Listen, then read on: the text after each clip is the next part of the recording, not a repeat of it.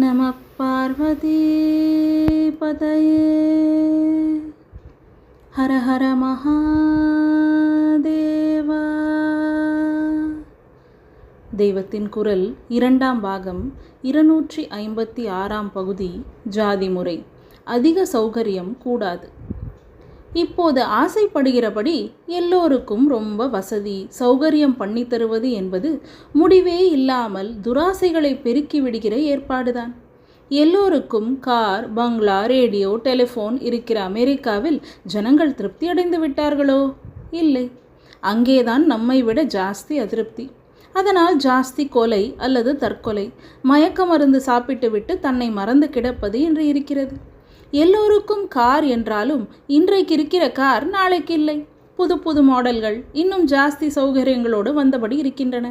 எனவே இப்போது சேர்த்துள்ள டாலர் போதவில்லை, அந்த புது மாடலுக்காக இன்னும் சம்பாதிக்க வேண்டும். அப்புறம் அதைவிட விலை ஜாஸ்தியாக இன்னும் ஜாஸ்தி சௌகரியங்களோடு இன்னொரு மாடல் வரும். அப்புறம் வீட்டுக்கு வீடே பறப்பதற்கு பிளேன் கூட வந்தாலும் வரும். இப்படியே தான் முதலில் வெறும் குடிசை, அப்புறம் ஓடு போட்டது, அப்புறம் சிமெண்ட் சுவர், பொட்டு கட்டிடம், அதுக்கப்புறம் சிமெண்டிலேயே நைஸ் ரகங்கள், சாணி போட்டு மொழிகின தரை காரையாகி சிமெண்ட் ஆகி, அப்புறம் மொசைக், அதைவிட இன்னும் வழுவழுப்பான ரகம் என்று மாறிக்கொண்டே இருக்கிறது. இதற்கு முடிவே கிடையாது. துணியை எடுத்துக்கொண்டாலும் நாளுக்கு நாள் புது புது தினுசுகள், எல்லாவற்றையும் வாங்கியாக வேண்டும்.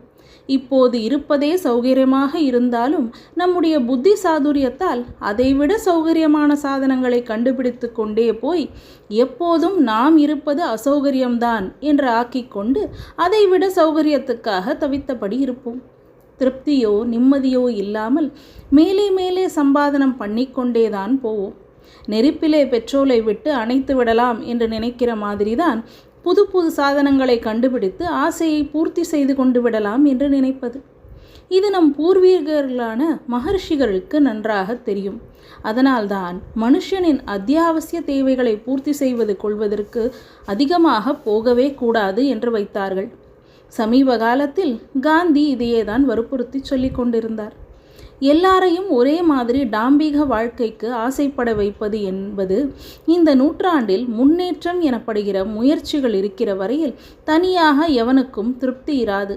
சமூக ரீதியிலும் போட்டி, பொறாமை, வயிற்றெரிச்சல் போகவே போகாது. வர்ணாசிரம தர்மப்படி எக்கனாமிக்கல் லெவலில் பிராமணனும் மற்றவனும் சமம்தான். ஜாதி வித்தியாசமின்றி அத்தனை பேருக்கும் ஒரே மாதிரியான எளிய வாழ்க்கையைத்தான் சொல்லியிருக்கிறது. இப்படி எளிமையில் சமமாக இருப்பதுதான் சாத்தியமும் ஆகும். இந்த நிலையில் தனி ஜீவனும் திருப்தி அடைகிறான், ஆத்மக்ஷேமம் அடைகிறான். சமூகத்திலும் ஒருத்தனை பார்த்து இன்னொருவனுக்கு வயிற்றெரிச்சல் உண்டாக இடமில்லாமல் போகிறது. பணமும் வசதியும் எந்த தொழில்காரருக்கும் அதிகம் இருக்கக்கூடாது. இவற்றை விட முக்கியமானது இவை எவற்றை உத்தேசித்து ஏற்பட்டனவோ, ஆனால் இவற்றாலேயே எதை நேராக பெற முடியவில்லையோ அந்த ஆத்ம திருப்திதான், மன நிறைவுதான் மனிதனுக்கு வேண்டியது. திருப்தனாக இருந்தால்தான் ஆனந்தமாக பகவத் தியானம் பண்ண முடியும். அப்படிப்பட்ட மனசில்தான் பரம சத்தியமான வஸ்து எதுவோ அது தெரியும். அதனால்தான் நம் சாஸ்திரப்படி ரொம்பவும் எளிய வாழ்க்கையையே விதித்திருக்கிறது. ஓரளவுக்கு மேல் சௌகரியங்கள் அதிகமாகிவிட்டால் அப்புறம் இந்திரிய சுகத்துக்கு மேலான விஷயங்களுக்கு போகவே முடியாது. அதே மாதிரி உழைப்பில்லாமல் சிரமமே படாமல் சுகஜீவியாக இருந்தாலும் புத்தி கண்டதை நினைத்து கெட்டுதான் போகும். ஆகையினால் ஆத்மீகமாக உயர வேண்டுமானால் அசௌகரியமும் சிரமமும் கடும் உழைப்பும் வேணத்தான் வேண்டும். எந்த நிலைமையையும் சௌக்கியமாக பாவிக்கிற மனப்பான்மை அப்போதுதானே வரும்.